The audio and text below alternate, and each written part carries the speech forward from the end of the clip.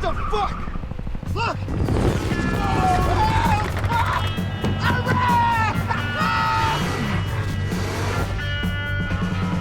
Some folks are born made to wave the flag.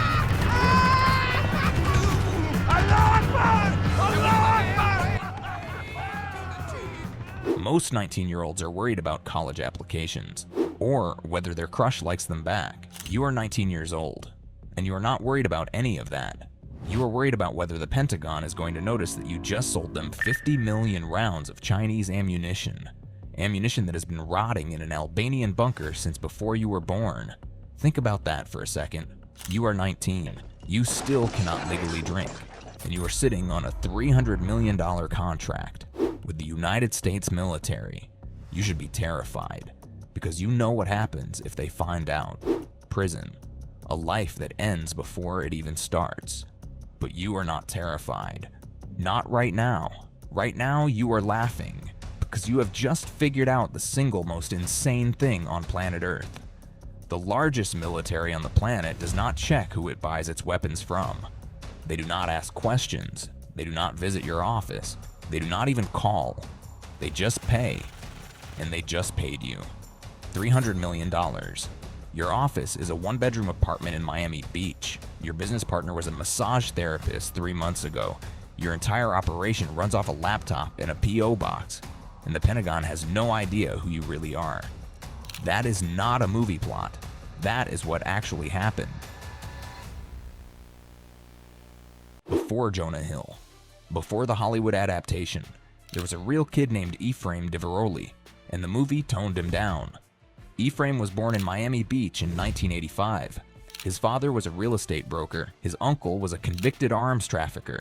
By the time Efraim was a teenager, he had already figured out his career path. At 16, he dropped out of school. He had already started trading in surplus military equipment, buying from bankrupt companies, reselling to whoever would pay. At 17, he moved to Los Angeles. He got a job at a legitimate weapons brokerage. He learned how the system worked, how contracts were awarded, how money moved, how nobody asked questions if the paperwork looked legit.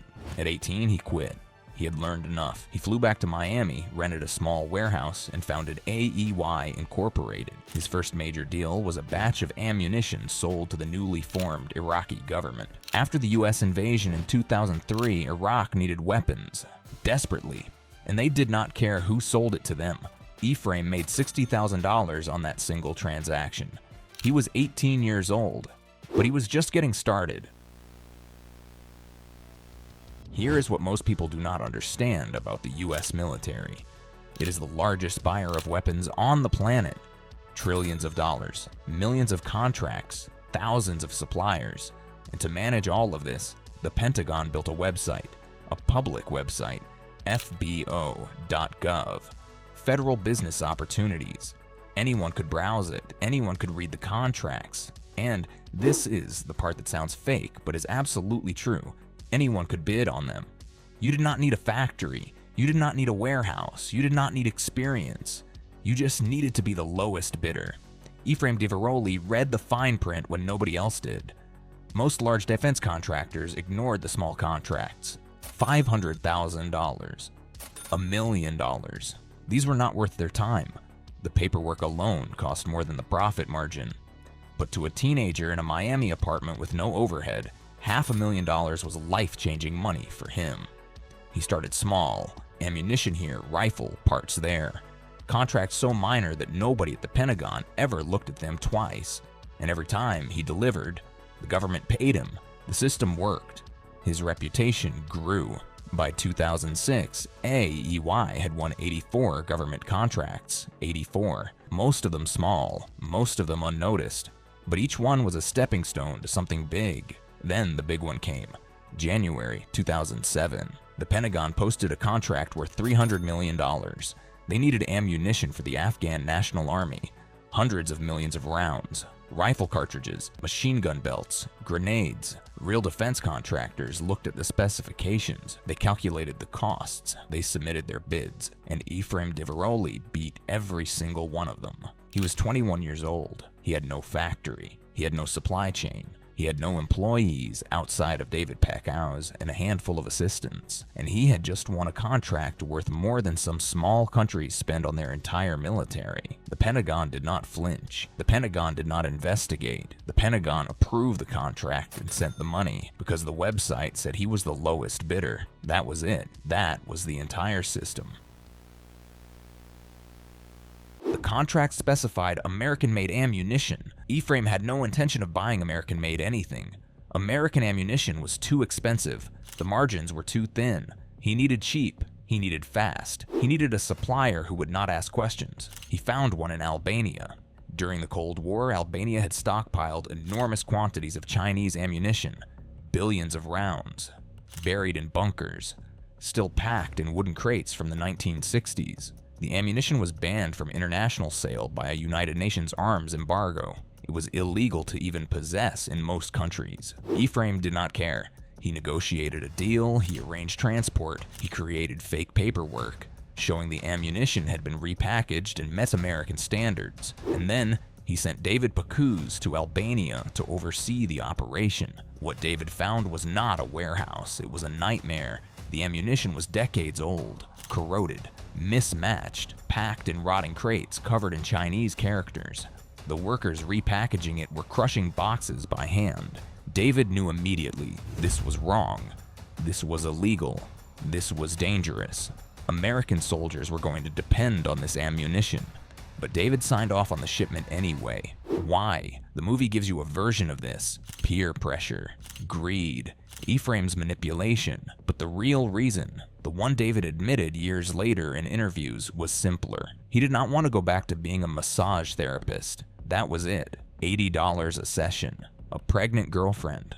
A future that looked like nothing. Versus $300 million.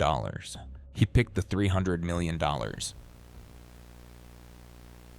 Todd Phillips made a comedy, a dark comedy, but a comedy. Jonah Hill plays Efraim as a loud, manic, delusional scam artist. Miles Teller plays David as the reluctant accomplice being dragged along. But the real story is darker, much darker. Efraim Diveroli was not delusional. He was competent, terrifyingly competent. He understood the federal contracting system better than most career procurement officers, better than the people who built it. He knew the blind spots, and he used them. And David Packouz was not reluctant. He was complicit. He knew what he was doing at every step. He accepted it, but he knew. He always knew. One detail changed the movie completely. In real life, David and Efraim did not drive through Iraq with a trunk full of ammunition. That was invented for the film. The truth was more mundane, and somehow worse. They never left Miami for most of their deals, never saw a battlefield. The entire operation ran from laptops and phones and email. They did not need to go anywhere. The Pentagon sent millions of dollars to a P.O. box. The most powerful military in human history, $300 million, mailed to a box in a strip mall. But a 2010 Pentagon investigation found that AEY's ammunition was unreliable, improperly stored. Efraim Diveroli got 4 years federal prison. David Packouz got 7 months house arrest. The Albanian middleman faced no charges. The Pentagon officials who approved the contract faced no consequences at all. Not a single one. In 2016, Efraim Diveroli got out of prison. He sued Warner Brothers to block the release of the movie about his own life. He lost. David Packouz got out of house arrest. He had a small cameo in the film. Uncredited, a guy playing guitar in the background. The real David Packouz reduced to an extra in his own story. The movie made $86 million at the box office. Jonah Hill got a Golden Globe nomination for playing Efraim. Critics called it a dark comedy. The same website, fbo.gov, became sam.gov. Different name, same system. The contracts are still public. The lowest bidder still wins. The Pentagon does not check who it buys its weapons from, and it never did. If this changed how you think about war dogs, leave a comment. And if you want more videos like this, subscribe. It genuinely helps the channel. See you next time.